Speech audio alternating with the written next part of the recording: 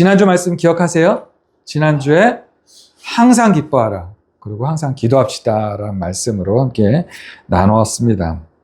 어떻게 이번 한 주간 기쁜 한 주가 되셨는지, 또 기도하는 한 주가 되셨는지 모르겠는데, 우리가 좀 항상 기뻐하자라고 말씀을 나눴는데, 항상 기뻐하는 게 쉽지가 않잖아요. 이 땅에서 얻는 기쁨은 그때그때 잠깐 기쁠 수는 있지만 오래가지 않고 영원하지 않다고 했습니다. 그렇기 때문에 영원한 기쁨은 어디에 있다고 말씀을 나눴었습니까? 주님을 만났을 때에. 우리가 주님을 진정으로 마음에 모셔서 그 주님과 함께 살 때에 나를 구원하신 그 구원의 기쁨과 감사와 감격으로 인해서 우리가 항상 기뻐할 수 있다라고 말씀을 나눴고요. 그렇게 항상 기뻐할 수 있는 주님의 은혜와 사랑으로 항상 기뻐할 수 있는 방법이 바로 항상 기도하는 것이다라고 말씀을 나눴습니다. 기도를 통해서 하나님의 마음을 알아가는 것이고, 기도를 통해서 하나님의 영과 소통하는 것이고, 기도를 통해서 하나님의 영을 내가 누리게 되는 것이고, 기도를 통해서 그 하나님의 거룩함을 내가 닮아갈 수 있는 것이고, 기도는 하나님과의 대화라고 하지 않습니까? 그래서 이 기도하는 것이 우리의 삶에 있어서 정말 중요하다라고 말씀을 나눴습니다. 그래서 매일 시간을 정해서 하나님 앞에 30분이든지 1시간이든지 시간을 정해서 하나님 앞에 기도하는 것이 너무나도 중요하다. 그래서 매일 시간을 정해서 기도하는 삶을 좀 이렇게 살자라고 말씀을 나눴고요. 그래서 올 한 해는 정말 나름 열심히 기도하시겠지만 저희 가정도 같이 함께 좀 이렇게 항상 기도하는 시간을 정해서 함께 또 기도 훈련을 하고, 그래서 항상 기뻐하는 기도하는 삶을 훈련하는 올 한 해가 되었으면 하는 마음으로 지난주에 함께 말씀을 나눴었죠.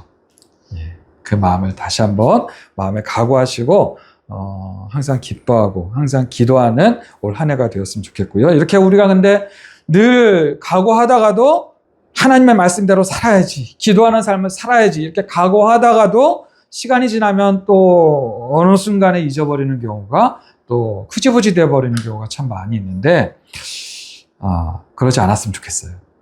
그런데 초대교회 성도들도 그러했다는 것입니다.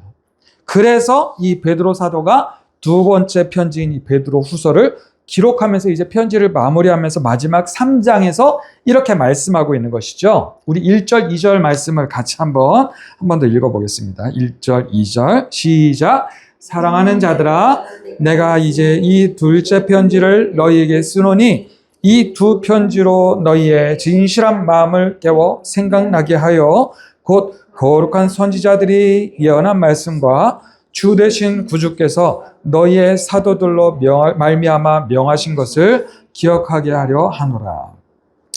베드로후서를 기록한 중요한 목적을 지금 설명하고 있습니다. 중요한 목적이 뭐예요? 너희의 진실한 마음을 일깨워서 다시 생각나게 하려고 이 두 번째 편지인 베드로 전서에 이어서 두 번째 편지인 베드로 후서를 기록했다는 것입니다. 여기서 진실한 마음이라는 단어가 나오죠. 이 진실한 마음으로 번역한 헬라어 원어를 보니까 에이리 크리네 디아노이안이라는 단어가 진실한 마음으로 번역한 헬라어 단어입니다. 근데 이 말을 정확히 번역하자면, 그 단어 그대로 정확히 번역하자면 순수한 신앙의 생각이라는 뜻이에요. 순수한 신앙의 생각. 그러니까 쉽게 말해서 처음 예수님을 우리가 구주로 만나서 영접했을 때의 그 순수한 그때의 그 예수님을 향한 첫사랑, 그때의 그 사랑을 일깨워서 다시금 기억나게 하려고 내가 이 두 번째 편지인 베드로 후서를 썼다라고 지금 베드로 사도가 말씀하고 있는 것입니다. 우리가 항상 기뻐하기 위해서는 무엇을 회복해야 된다고 말씀드렸어요? 나를 구원하신 예수님을 향한 그 구원의 기쁨, 그 구원의 기쁨과 감격을 회복해야 된다라고 말씀을 나눴습니다. 그래야지 우리가 기뻐할 수 있다는 것이죠. 바로 그것이죠. 초대교회 성도들을 향해서도 베드로 사도가 지금 그것을 이야기하고 있는 것입니다. 처음 너희들이 예수님을 영접했을 때의 그 순수한 믿음, 그 예수님을 향한 첫사랑으로 돌아가자라고 지금 말씀하고 있는 것입니다. 그 첫사랑을 회복하자라고 하면서 지금 말씀하고 있는 건데, 베드로가 이 두 번째 편지를 기록할 때가 십자가에서 예수님께서 죽으시고 부활하신 지 한 35년에서 40년 정도 흐른 후입니다. 그러니까 그 정도, 한 40년 정도 지난 후에 지금 이 베드로후서를 기록한 것입니다. 사도행전 1장에 보면 감람산에서 한 500여 명의 성도들이 감람산에 모여 있는데 예수님께서 그 가운데서 그 성도들이 보는 앞에서 하늘로 올라가셔요. 예수님이 하늘로 올라가시니까 예수님이 안 보일 때까지 하늘을 쳐다보고 있으니까 그때 천사가 나타나가지고 뭐라고 말합니까? 사도행전 1장 11절을 보면 천사가 이렇게 이야기합니다. 갈릴리 사람들아 어찌하여 서서 하늘을 쳐다보느냐? 너희 가운데서 하늘로 올라가신 이 예수는 하늘로 가심을 본 그대로 오시리라. 하늘로 올라가신 그대로 다시 내려오신다고 천사들이 지금 이야기해주고 있는 것입니다. 예수님도 이 십자가 사건이 있기 여러 차례 제자들에게 말씀하십니다. 내가 너희에게 내가 못 박혀 십자가에 죽겠지만 다시 부활하신 부활한 후에 내가 다시 너희한테 올 거야. 다시 너희에게 와서 너희를 하나님 나라로 인도할 것이다 라고 수차례 말씀하셨습니다. 그러니까 초대교회 성도들이 천사의 그 이야기와 예수님께서 하셨던 그 이야기를 기억하고서 예수님이 바로 금방 내려올 거라고 예수님을 재림을 믿고 기다리고 있는 시간이었다는 것입니다. 그런데 예수님은 재림하지 않으시고 점점 로마의 핍박은 심해지고 어떤 성도들은 로마의 핍박으로 인해서 순교당해서 죽기까지도 하고 또 어떤 성도들은 시간이 지나가지고 이제 나이 들어서 죽기도 하고 그러면서 거짓 선지자들이 나타나서 야 예수님 재림하지 않잖아.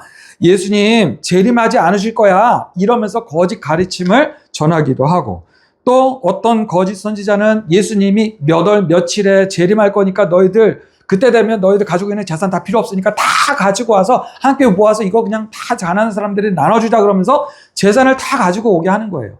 그러면서 자기가 이렇게 도둑질에 가는 것입니다. 또 어떤 사람들은 내가 재림한 예수다라고 선동하기도 하고 이런 여러 상황들이 초대교회에 여기저기서 나타나고 있는 것이었습니다. 2000년이나 지난 오늘날의 상황과 이때 초대교회 상황이 별 차이가 없었다는 것입니다. 그때에 이 베드로 사도가 그래가지고 신앙을 너무나도 지키기 힘들어하고 있는 이 초대교회 성도들에게 다시금 첫사랑, 예수님을 향한 첫사랑을 회복하자라고 그 진실한 마음, 그 신앙의 기억들을 바로 2절에서 말씀하고 있는 것이죠. 거룩한 선지자들이 예언한 성자 예수 그리스도에 대한 말씀과 구주이신 예수님이 사도로 말미암아 주신 말씀들, 이 말씀들을 기억하라는 것입니다. 우리 입장에서 보면 구약의 말씀과 그리고 신약의 말씀, 이 성경의 말씀을 다시 한번 붙잡고 이 성경의 말씀을 읽고 기억해서 이 성경의 말씀을 붙잡으다라고 이 베드로 사도가 말씀하고 있는 것입니다. 그런데 지금 이 말세에 주님을 잘 알지 못하고 있는 많은 사람들은 우리 그리스도인들을 조롱하고 있죠. 그리고 그들은 3절의 말씀처럼 어떤 사람들입니까? 자기의 정욕을 따라 행하는 사람들이라는 것입니다. 현대 심리학의 개척자라고 알려진 에이브라함 메슬라라고 하는 미국의 심리학자가 있습니다. 이 그 심리학계에서는 아주 유명한 사람인데 1950 몇 년에 이미 죽었어요. 이 미국의 심리학자가 뭐라고 이야기했냐면 인간의 욕구를 5가지 단계로 설명을 합니다. 먼저는 식욕, 배설욕, 성욕과 같은 생리적 욕구, 그리고 두 번째로는 위험으로부터 보호받고 싶은 안전의 욕구, 그리고 세 번째로는 사랑받고 싶어하는 애정의 욕구, 인정받고 싶어하는 존중의 욕구, 그리고 자신의 성취감을 위한 자아실현의 욕구. 자, 첫 번째, 생리적 욕구, 안전의 욕구, 애정의 욕구, 존중의 욕구, 자아실현의 욕구. 이 5가지 욕구로 단계별로 이렇게 분리를 해놨어요. 이 심리학자가 이 5가지 욕구를 설명합니다. 그리고 이 메슬로가 이런 욕구를 설명한 끝에 무엇을 얘기하냐면 인간은 무엇이 부족한 존재가 아닌 무엇이든지 될 수 있는 무한한 가능성을 가진 존재다라고 이야기를 하는 것입니다. 뭐라고요? 인간은 무엇이 부족한 존재가 아니라 그래서 욕구를 추구하는 존재가 아니라 무엇이든지 될 수 있는 자아실현을 가진 그런 욕구를 가진 무한한 가능성을 가진 존재다라고 이야기를 하는 것입니다. 이 말이 누구의 말과 비슷하냐 하면 아담과 하와를 유혹한 뱀의 말과 비슷하다는 것입니다. 여러분, 뱀이 사단 마귀가 뱀으로 이렇게 등장을 하지 않습니까? 뱀이 뭐라고 합니까? 그 열매를 먹으면 하나님과 같이 되어서 선악을 할 수 있게 된다. 하나님과 같이 될 수 있어 라고 이것을 강조하면서 존중의 욕구 그리고 자아실현의 욕구로 사람을 유혹한다는 것입니다. 오늘날 많은 인본주의자들이 성경을 조롱하면서 하나님을 믿는 사람들을 조롱하면서 이 자기의 정욕을 따라서 살도록 강조를 합니다. 인간은 자기의 정욕을 따라서 더욱 열심히 이 자아실현의 욕구를 추구해야 한다라고 말을 하면서 더 열심히 공부하고 더 열심히 연구하고 더 열심히 실패로 끝나면 끊임없이 노력을 해서 반드시 이뤄내야 한다라고 강조하면서 자아실현을 강조합니다. 그래서 소기의 성과가 많이 있죠. 달을 정복하고 또 달에 무한한 자원을 채취해야 된다. 뭐 이런 얘기까지도 하고 화성에 가서 우리 인간이 화성에 가서도 살아야 된다. 이러면서 끊임없이 과학기술을 개발하려고 애씁니다. 그래서 지금 많은 것을 이뤄내고 있는 것을 우리가 보고 있죠. 그 결국이 어떻게 될까요? 자아실현일지 아니면 진짜 우리가 영원히 살 수 있게 될지. 아시다시피 지금 이 과학기술이 엄청난 속도로 발전하고 있습니다. AI 인공지능, 사람처럼 막 움직이는 로봇, 대단하더라고요. 진짜 관절이 사람처럼 움직여요. 완전 자율주행 자동차가 막 도로를 막 다닙니다, 지금. 중국에서는 벌써 드론이 택배를 운송해요. 하늘을 날아다니면서 택배를 이렇게 쭉 내려와가지고 내려놓고 가더라고요. 그리고 사람을 태우고 다니는 드론 택시가 지금 나와가지고 이제 지금 막 실험하고 있어요. 몇 년 안에 이 드론 택시가 나온다고 합니다. 우리가 10대, 20대 때 백투 더 퓨처 아시죠? 그리고 뭐 터미네이터.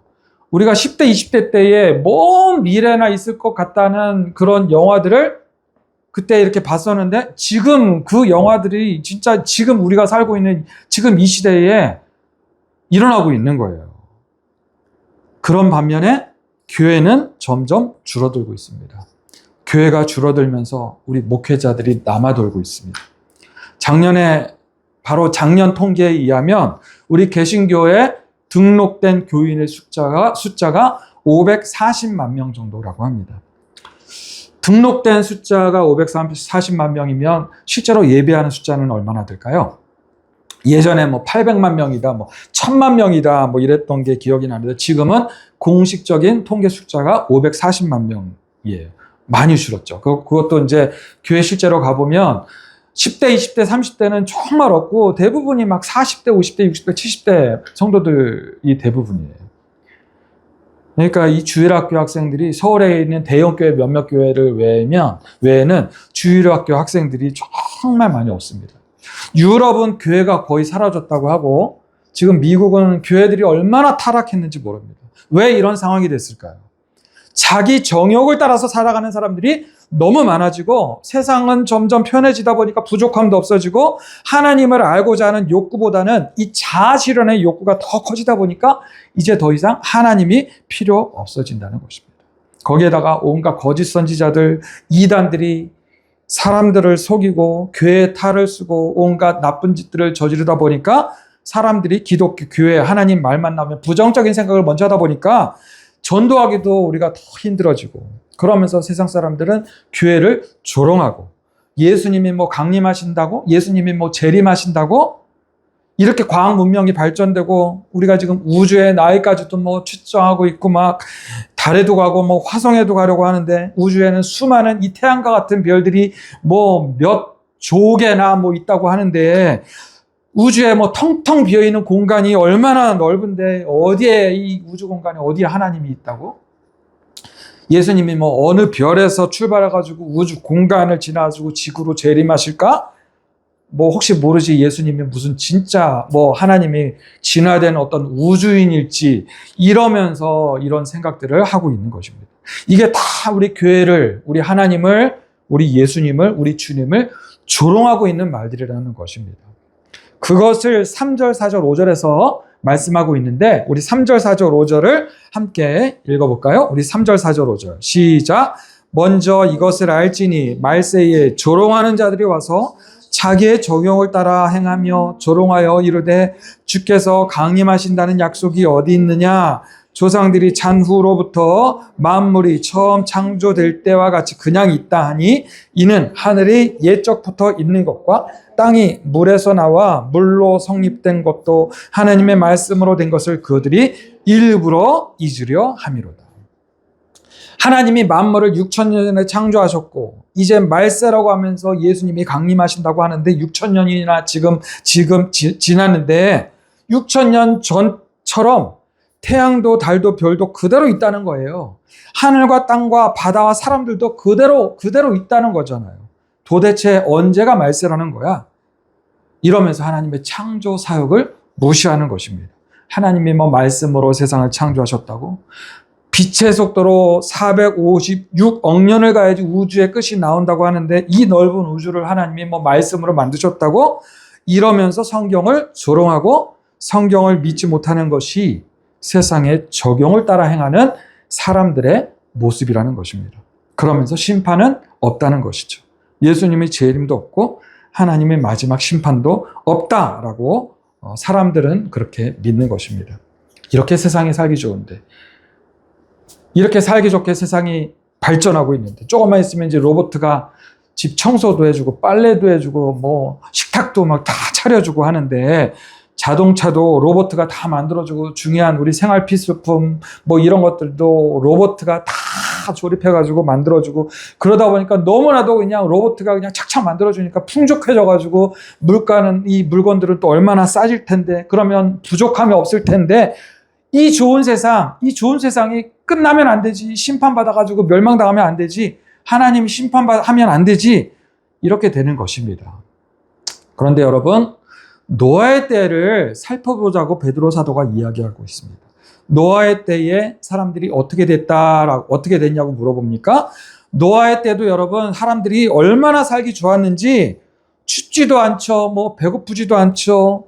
기본적으로 사람들은 800년, 900년을 살죠. 세상이 편안하니까. 그래서 노아의 때도 하나님을 믿을 필요가 없었다는 것입니다. 그러다 보니까 세상은 온통 죄악으로 가득했었다는 것이죠. 그런 세상을 하나님이 어떻게 하셨어요? 물로 심판하시고자 했다는 것입니다. 그것을 6절에서 이렇게 말씀하고 있는 거예요. 이로 말미암아 그때의 세상은 물이 넘침으로 멸망하였으되 죄악으로 가득한 노아의 시대에 노아는 오직 믿음으로 이 100년을 버티면서 100년 동안 방주를 만들었다는 것입니다. 여러분 한번 생각해 보세요. 하늘은 화창하고 막 맑아요.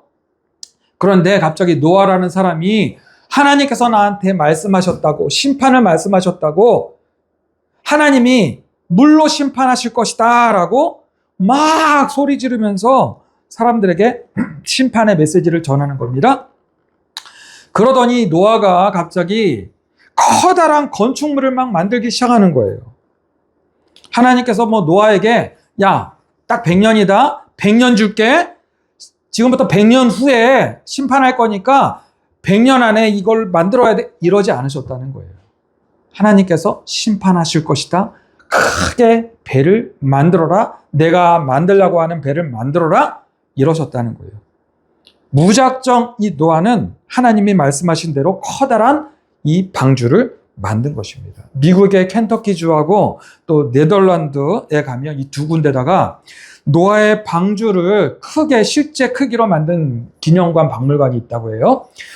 그 방주의 길이가 150m고 높이가 20m라고 합니다. 얼마나 크게 만들었어요?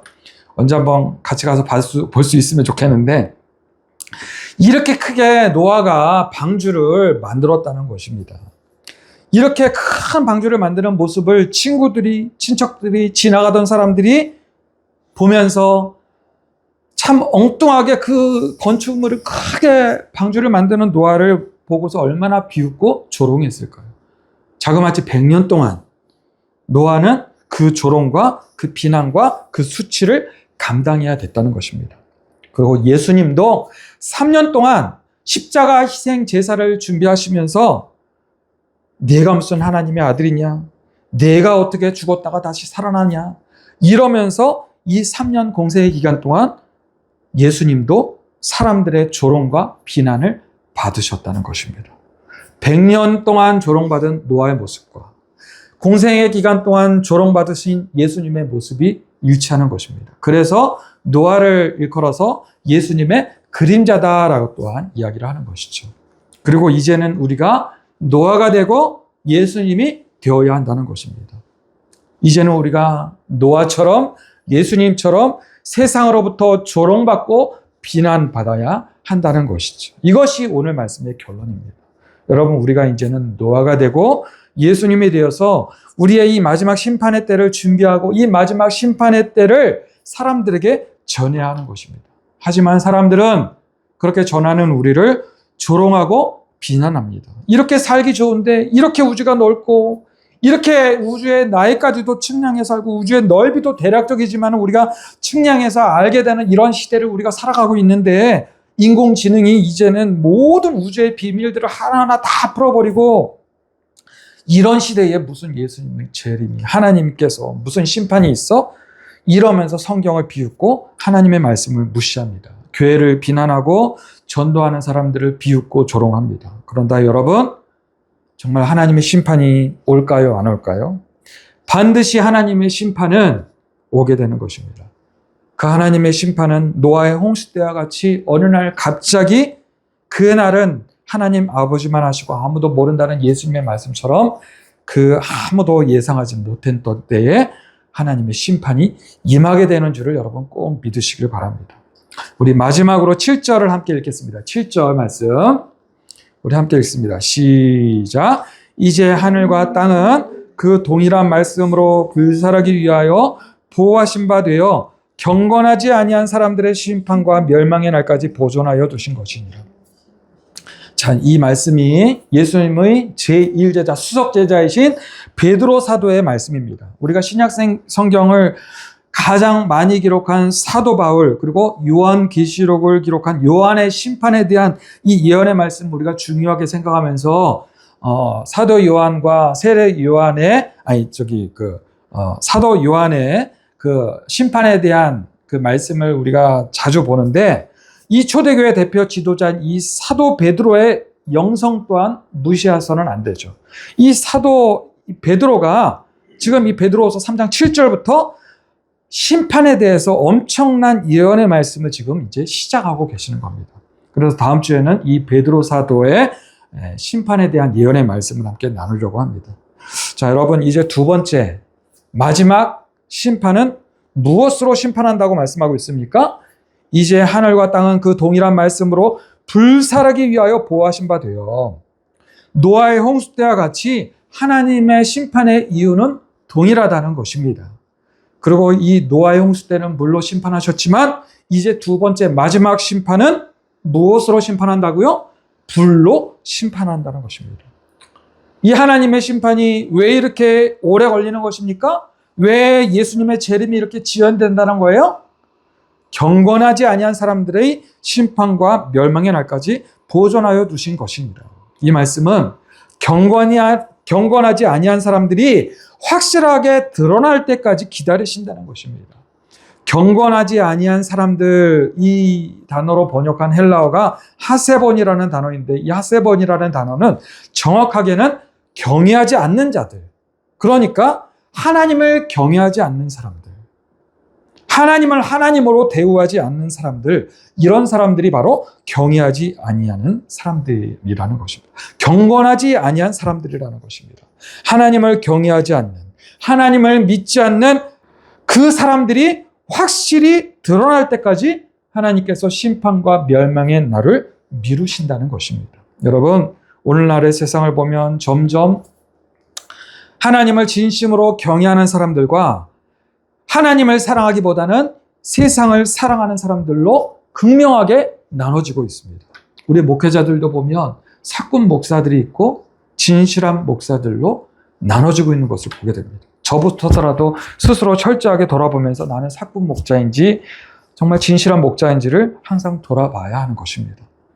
이제는 지구촌 곳곳에 이 복음이 전해지지 않은 곳이 드뭅니다. 많은 사람들이 복음을 들었습니다.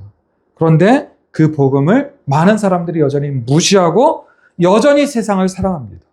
우리나라만 해도 기독교 복음에 대해서 많은 사람들이 들었어요. 교회에 대해서, 기독교 복음에 대해서 물어보면 모르는 사람들이 없습니다. 그런데 여전히 그렇게 복음에 대해서 들었음에도 불구하고 하나님을 선택하기보다는 세상을 선택하는 사람들이 많다는 것입니다. 심지어는 교회 안에서도 하나님보다는 세상을 사랑하고 세상 물질을 사랑하고 세상 쾌락을 사랑하는 사람들이 많습니다.